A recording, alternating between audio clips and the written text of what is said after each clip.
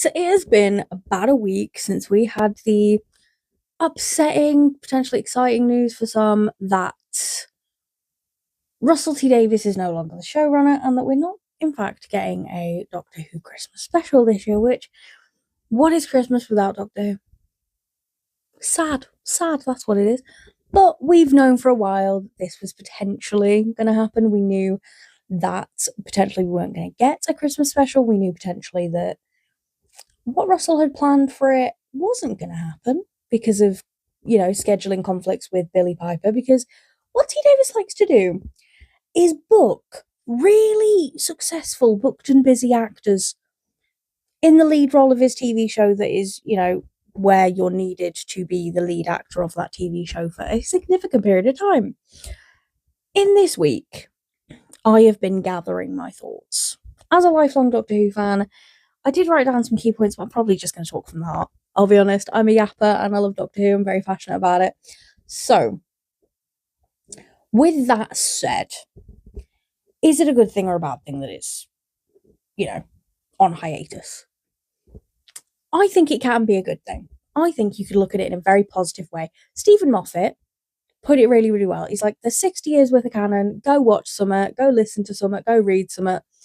But, it's not over. It just means that, someone new is going to take it over.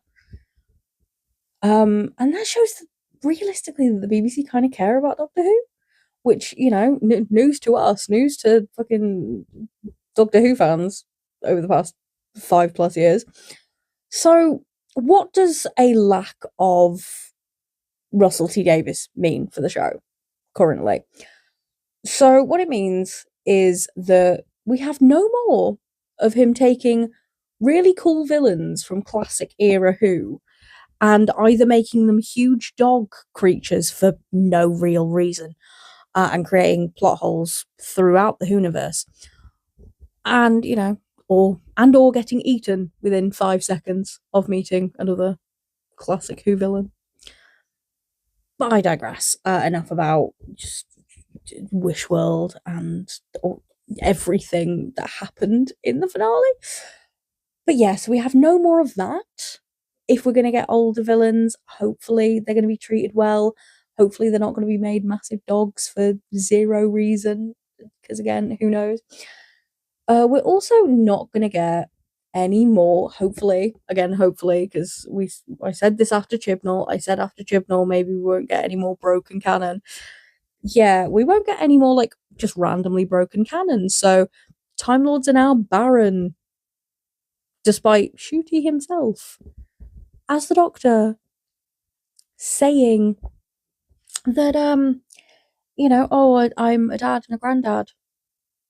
And obviously talking about Susan, and Susan appearing, and so many other instances. I did do a video on my TikTok of all of the times that the Doctor talks about being a dad or a granddad that, kind of argues with the Doctor is Baron thing and the Time Lords are Baron.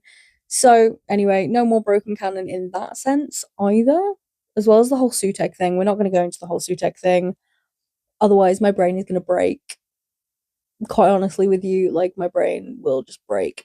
Another thing that we won't have is, and I'm going to say this as kind of plainly as I can, without cancellation, I guess. So we're not going to get any performative diversity because T Davis is he's a gay man who likes writing for LGBTQ, and Tiptoe is apparently very, very good. I haven't watched it yet, but I plan to. It's on my list. We also had It's a Sin, which was fantastic. Chris Folk, we have had so many fantastic LGBTQ shows from him, but yet when it comes to LGBTQ representation in Doctor Who, he's just not there. He's half gone. He's down the pub. He's, I don't know, bringing his twink onto the TARDIS. But yeah, he just can't do, he can't flesh out a diverse character. He can't flesh out an LGBTQ character for the life of him. So Rose, for example, Rose Noble, tell me one thing you know about Rose Noble other than obviously who her mum is, who her dad is, anything you know about her mum The fact that she has been on 14's TARDIS, and the fact that she transitioned. Realistically, there's not much. There's not much about her character. We know that she likes to make things and sell them online. We know that. That's it, really. That's kind of it. And she's not really in a lot of Doctor Who, despite it being sort of said that she would be, and she's just not. Not just LGBTQ though. I mean, Rogue being, you know, a plot device, and then just disappearing until he needed a 10-second cameo to talk about cups.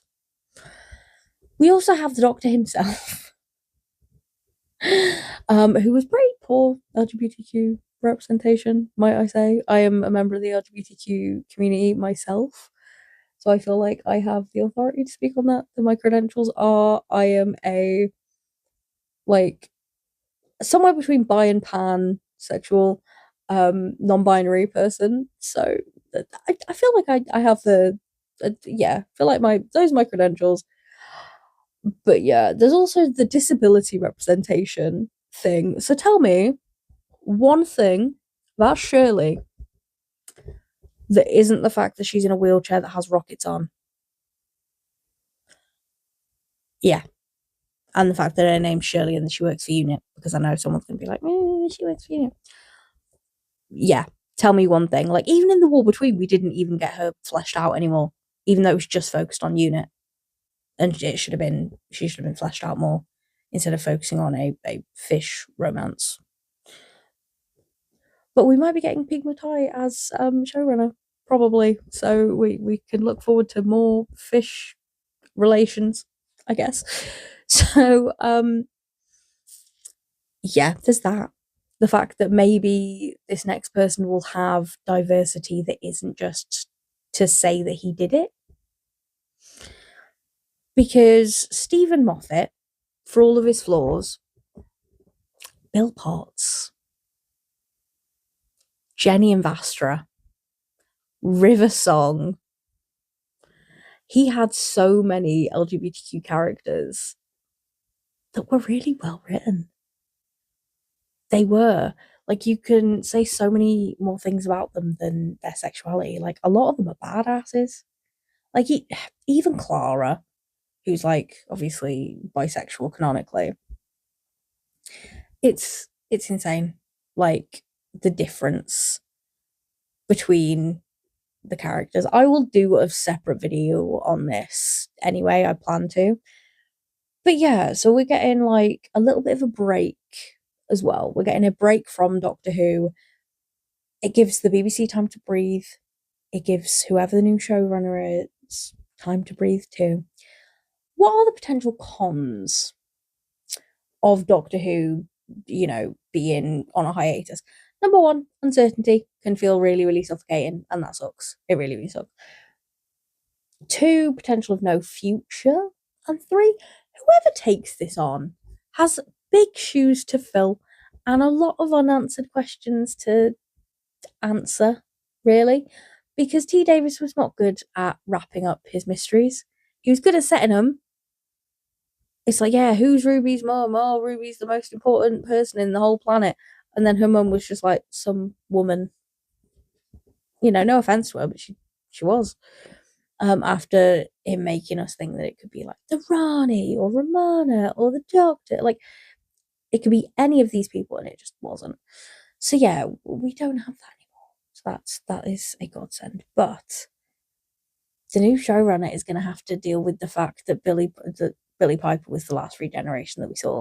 So they either need to retcon that, or they need to work around it somehow. They need to do something. I don't know. They have big shoes to fill. But either way, Russell T Davis is gone. Jane Tranter's gone. Julie Gardner's gone. Phil Collinson's gone. Did Chris Eccleston wish really hard? Did he just do a big wish? And now this has happened. Will we get Chris Eccleston back as the Doctor? I don't know, but I think that'd be a good way to explain the Billy thing. I think that'd be a really, really good way to explain the Billy thing. But I also think a new face and a brand new start would be exactly what this show needs.